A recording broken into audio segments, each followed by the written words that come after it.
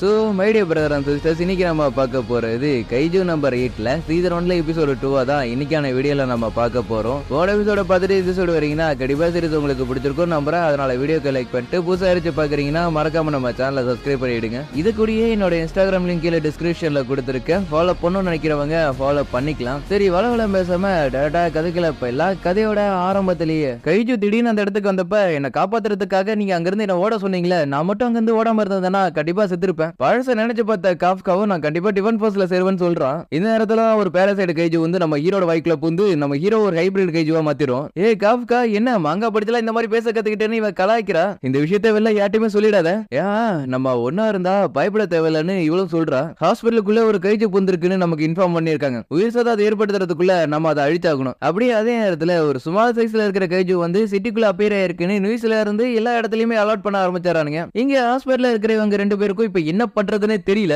ஐயோ தாத்தா தப்பா புரிஞ்சுக்கிட்டாருன்னு நினைக்கிறேன். செம்பாய் சரிங்க எல்லாம் சரியாயிடும் ஓகேன்னு சொல்லிட்டு சிரிக்கே தாத்தா பார்த்துட்டு மயங்கிடுறாரு. தாத்தா இருக்கியா போயிட்டேன்னு சொல்லிட்டு பக்கத்துல இருக்கிற செவத்தை லைட்டா தான் டச் பண்ணுவான். ஆனா அதுக்கே அது சிலிச்சு நொறுங்கி போயிடும். பக்கத்து ரூம்ல இருக்கிறவங்க எல்லாரும் என்ன சத்தம் சொல்லிட்டு எட்டி பார்க்கவும் கைஜு இருக்கிறத பார்த்தோடனே டிஃபன் ஃபோர்ஸுக்கு இன்ஃபார்ம் பண்ணிடுறானுங்க. நான் இங்க இருந்தேன்னா ஏதாச்சும் பிரச்சனை ஆயிடும், அதனால நான் முதல்ல இங்க இருந்து கிளம்புறேன்னு காஃப்கா சொல்றான். ஒரு நார்மல் ஹியூமனை விட இப்ப பல மடங்கு பவர் அதிகமா இருக்கிறதுனால காஃப்கா எதை தொட்டாலும் அது பயங்கரமா டேமேஜ் ஆகுது. சிம்பாய் இப்ப நமக்கு நேரம் இல்லைன்னு சொல்லிட்டு ரெண்டு பேரும் அந்த ஹாஸ்பிட்டலை விட்டு தப்பிச்சிடுறாங்க. அதே நேரத்துல இவங்களுக்கும் ஹாஸ்பிட்டலை விட்டு கைஜு தப்பிச்சு போயிடுச்சுன்னு இன்ஃபார்ம் பண்றானுங்க. இங்க இச்சிகாவா இருக்கால, என்ன நடக்குது ஏது நடக்குதுங்கிற மாதிரி ரொம்ப குழம்பி போயிருக்கா. ஏன்னா கூட இருந்தவரு திடுதுப்புன்னு ஒரு கைஜுவ மாதிரி பின்னாடி ஓடி வந்துட்டு இருக்காருல, அது என்னையா ஸ்பெஷல் மோடா அங்கிட்டு இங்கிட்டு துரத்திட்டு நிக்குது. ஆகா உசுரோட இருக்கிற பறவை அப்படியே சாப்பிடறாருன்னு இவன் சாக்காகிறான். அப்படியே போற பக்கல என்ன பண்றது ஏது பண்றது மாதிரி பேசிட்டு இருக்கிறப்ப எனக்கு சுச்சு வருதுன்னு காஃப்கா சொல்றான். ஆனா செம்பை உங்களுக்கு தான் அந்த பாட்டு இருக்கிற மாதிரி தெரியல, அதுக்குன்னு வரல நான் சொல்ல முடியும், எனக்கு வருதுடா, அவ்வளவுதான் என் வாழ்க்கையை போச்சு, இதுக்கப்புறம் யாருமே என்ன ஏத்துக்க மாட்டாங்கன்னு காஃப்கா கதற ஆரம்பிக்கிறான். அதை பத்தி கவலைப்படுறதை விட்டுட்டு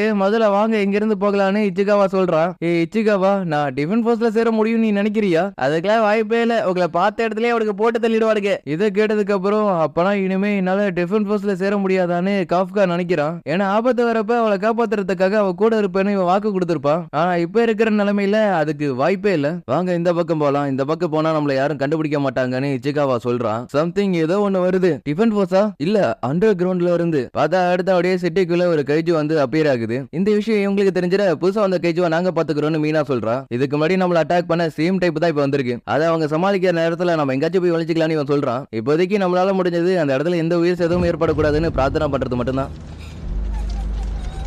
ஒரு சின்ன குழந்தை அவளால முடியாதுன்னு தெரிஞ்சும் அவளோட அம்மாவை காப்பாத்துறதுக்கு அவ பாக்குறா.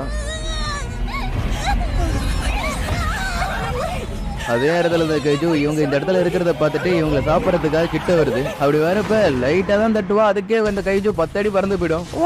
நான் இவ்வளவு ஸ்ட்ராங்காவா இருக்கு, எனக்கு ஆச்சரியமா இருக்கு. என்ன பாப்பா பயந்துட்டியா? பயப்படாத சொல்லிட்டு காஃப்கா இன்னும் அந்த பொண்ணை பயமுறுத்தி விட்டாரான். செம்பாய் அந்த பொண்ணோட அம்மாவை காப்பாத்துங்கன்னு இச்சிகாவா சொல்றான். பயப்படாத பாப்பா, உன்னோட அம்மா மயங்கி இருக்காங்க, மத்தபடி நல்லதா இருக்காங்க. மறுபடியும் அந்த கைஜி இவங்களை கொல்றதுக்காக இந்த இடத்துக்கு வரவும் ஏ இச்சிகாவா அவங்களை இங்க இருந்து கூட்டிட்டு போயிடு. அப்பனா இப்ப என்ன பண்ண போறீங்க? லைட்டா குத்துனதுக்கு அவளை பவரா இருக்கிறப்ப இழுத்து வச்சு குத்துனா எப்படி இருக்க போதுங்கிறத நான் பார்க்க போறேன். அடிச்ச அடியில அந்த கைஜு பீஸா போயிடுது.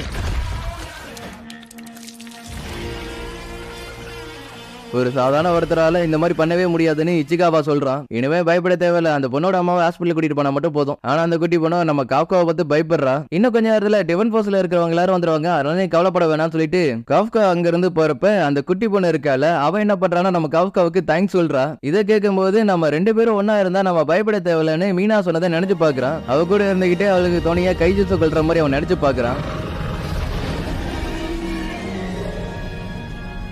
செம்பாய் நான் ஆம்புலன்ஸுக்கு கால் பண்ணிட்டேன், யாராச்சும் வரதுக்கு முன்னாடி நம்ம இங்க இருந்து போயிடலாம். இச்சிகாவா நான் விட்டு கொடுக்க போறது கிடையாது, கண்டிப்பா நான் அவளோட சைட்ல இருக்க தான் போறேன். கொஞ்ச நேரத்துக்கு அப்புறம் டிஃபன் ஃபோர்ஸ்ல இருக்கிறவங்க எல்லாரும் வந்து பார்த்துட்டு என்ன நடந்திருக்கணும் எல்லாரும் யோசிக்கிறாங்க. மீனாவா அந்த குழந்தைகிட்ட நீ கைஜீவை பத்தியான்னு கேக்குறா. இதை கேட்ட குழந்தையும் அதை நினைச்சு பார்த்து பயப்படுறா. கவலைப்படாத, நான் எல்லா கைஜீவும் அழிச்சிருவேன்னு மீனா சொல்லவும் நீங்க நல்ல கைஜீவெல்லாம் கொல்ல மாட்டீங்கன்னு எனக்கு ப்ராமிஸ் பண்றீங்களா? ஏன்னா அதுதான் என்னோட அம்மாவை காப்பாத்துனுச்சு. அதுக்கப்புறம் 3 மாசம் கடந்து போயிடுது. நம்ம ஹீரோவுக்கு கைஜு நம்பர் 8 அப்படிங்கிற ஒரு டைட்டிலேயே கொடுத்துறானுங்க. அப்ப இன்னும் வரையும் அந்த கைஜு இவனுக்கு உனக்கு பிடிக்கலையா? எந்த இடத்துல எங்க சுத்திட்டு இருக்கோ நிலைமை கைமேறி போயிட்டு இருக்கு. கடந்த 3 மாசமா பைபிள் யாரு கையிலும் சிக்காம சுத்திட்டு இருக்காரு.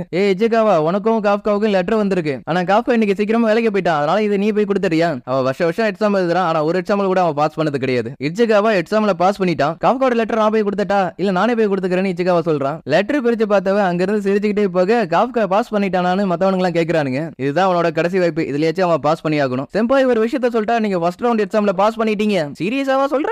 அட கிறுக்கு பயல, தேவையில்லாம நீயே மாட்டிப்ப போல இருக்கு. ஃபர்ஸ்ட் உன்னோட முகத்தை மத்தியா பாக்குறதுக்கே விகாரமா இருக்கு. சாரி, அப்பப்ப என்னோட கண்ட்ரோல இழந்துற. இப்போ ஓகேவா? யோ, நியூஸ்ல இருந்து எல்லாத்துலயும் உன்னோட பேர் தான் ஓடிட்டு இருக்கு. முதல்ல சேஃபா இருக்கிறதுக்கு பாரு. சரி சரி, கத்தாத, காது வலிக்குது. கழிச்சு வரும்போது நாங்க எங்களோட உயிரை காப்பாத்திக்கிறதுக்காக இங்க இருந்து ஓடி போய் ஒளிஞ்சுக்கிட்டோன்னு சொல்லி ஏமாத்திருப்பானுங்க. அவனுங்களும் அதை கேட்டு அப்படியே நம்பியிருப்பானுங்க. செம்பாய் நீங்க ஃபர்ஸ்ட் எக்ஸாம்ல பாஸ் பண்ணிட்டீங்கன்னு சொல்லிட்டு அந்த லெட்டர் கொடுக்கவும், ஆனா காஃப்கா இந்த விஷயத்தை பெருசாவே எடுத்துக்கல. ஏன்னா ஃபர்ஸ்ட் ரவுண்ட்ல அவன் பாஸ் பண்ணாலும் செகண்ட் ரவுண்ட்ல அவன் சொதப்பிடுவானா. சரி, செகண்ட் எக்ஸாம்ல இந்த கைஜு பாடி வச்சுட்டு நீங்க என்ன பண்ண போறீங்க? கவலைப்படாத, யாருமே என்ன கண்டுபிடிக்க மாட்டாங்க. ஃபர்ஸ்ட் ரவுண்டை விட செகண்ட் ரவுண்ட்ல ஏகப்பட்ட ஆபீசர்ஸ் இருப்பாங்க. அவங்க பார்த்தாங்கன்னா கண்டிப்பா உங்களை கொன்னுடுவாங்க. கடந்த 3 மாசமா இந்த கைஜு ஃபார்மை நான் கண்ட்ரோல் பண்ணிட்டு இருக்கேன். எனக்கு இருக்கிற கடைசி வாய்ப்பு இதுதான். ஏதாச்சும் பிரச்சனைனா உங்களை காப்பாத்துறதுக்கு நான் எதுவும் பண்ண மாட்டேன்னு இச்சிகாவா சொல்றான். ஆனாலும் கொஞ்சம் பிரஷர் கொடுத்தாலே கைஜு ஃபார்ம் வெளில வந்துருது. என்ன விட்டுட்டு மட்டும் போயிட்டா நான் எக்ஸாமுக்குள்ள நான் பழையபடி மாறி விடுன்னு காஃப்கா சொல்லி பாக்குறான். ஏரியா, ஏதாச்சும் பிரச்சனைனா வந்து உனக்கு ஹெல்ப் பண்ண மாட்டேன் அப்படின்னு சொல்லிட்டு இச்சிகாவா அங்கிருந்து போறான். அவன் மட்டும் பாஸ் பண்ணி நான் மட்டும் பாஸ் ஆகலன்னு வச்சுக்க, என்ன அவன் செம்பாயின்னு சொல்லி கூப்பிடவே மாட்டான். நான் ரிவெஞ்ச் எடுக்கிறதுக்கான நேரம் வந்துருச்சு. 10 நாளைக்கு அப்புறம் செகண்ட் எக்ஸாம் எழுதுறதுக்காக நிறைய பேர் வராங்க. அப்பனா இதான் டாச்சிகாவால இருக்கிற டிஃபன் ஃபோர்ஸானு இச்சிகாவா பாக்குறான். ஃபீல்ட் ட்ரிப் அப்ப நான் குமகையாவா பேசுக்கு போயிருக்கேன். ஆனா அதை விட இது ரொம்ப பெருசா இருக்கு. ஏன்னா இங்க செல்ஃப் டிஃபென்ஸ் ஃபோர்ஸ்ல இருக்கிறவங்க இருக்காங்க. வெஸ்ட் டோக்கியோல ஏதாச்சும் பிரச்சனைனா இவங்க அதை பாத்துப்பாங்க. இந்த இடத்துல மட்டும் நீங்க மாறினீங்க, கண்டிப்பா உங்களோட சோலி முடிஞ்சிடும். இங்க இருந்தோம்னா எந்த வேலையும் ஆகாது. சரி வா போகலான்னு காஃப்கா சொல்றான். ஓகேவா, நான் கூப்பிடுறது கேக்குதா? செம்பாய், அவ உங்களை தான் கூப்பிடறான்னு நினைக்கிறேன். இந்த பொண்ணு கூட எக்ஸாம் எழுதுறதுக்காக தான் வந்திருக்கான்னு நினைக்கிறேன். யாரை பார்த்து என்ன சொன்ன? எனக்கு வெறும் 32 வயசு தான் ஆகுது. இந்த வயசு போதாதா இதை சொல்றதுக்கு? ஐயோ, இவன் என்ன மானவங்க படுத்திட்டா. என்னோட காரை நிறுத்துறதுக்கு இடம் இல்ல. உன்னோட காரை நவுத்திக்கிறியா? நான் இந்த இடத்துல நிறுத்திக்கிறேன். ஏமா, இந்த இடத்துல தான் இவ்வளவு இடம் இருக்குல்ல. அதெல்லாம் முடியாது. என்னோட லக்கி நம்பர் 55. நான் இங்க தான் நிறுத்துவேன். காரை நவுத்துறதுக்குலாம் வாய்ப்பே இல்லைன்னு காஃப்கா சொல்லவும், அப்ப சரி அதை நானே நவுத்திக்கிறேன்னு இவ சொல்றா.